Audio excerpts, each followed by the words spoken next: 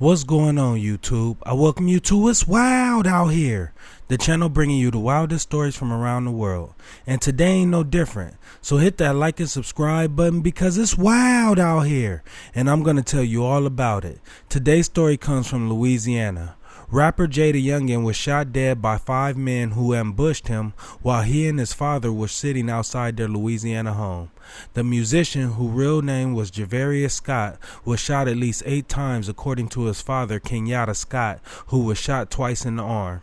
Scott said he and his 24-year-old son were sitting on the lawn outside their Bogalusa home on Wednesday evening when a black truck pulled up in front of them and 3 men with guns jumped out.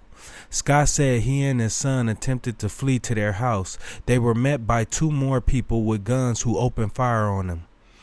The father had his own gun on him and shot back at the attackers. JayDaYoungan was rushed to the hospital while suffering heavy blood loss and died there after undergoing surgery. His father remains in the hospital in stable condition. Despite Scott's account, police said they are only looking for one shooter and have not yet identified any suspects.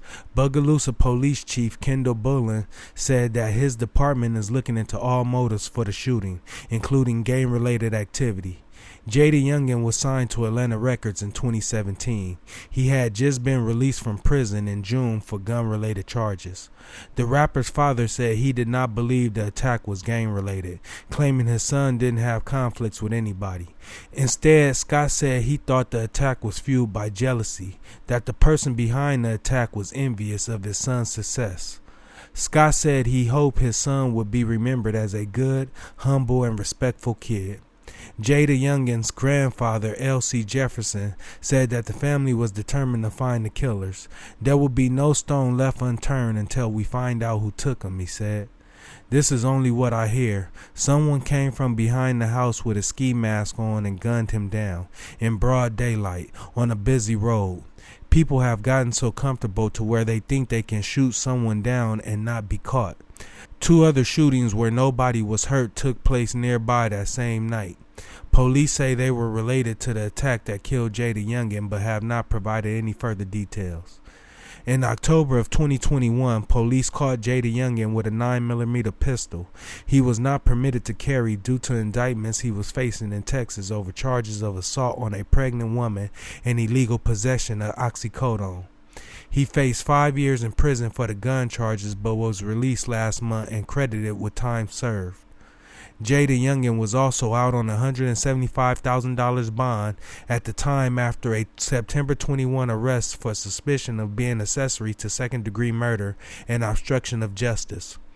That arrest stemmed from an August 2020 incident in which a gunman fired a gun in a crowd of about 100 people, unintentionally killing a 21-year-old. It is unclear whether JayDaYoungan was connected to the shooting.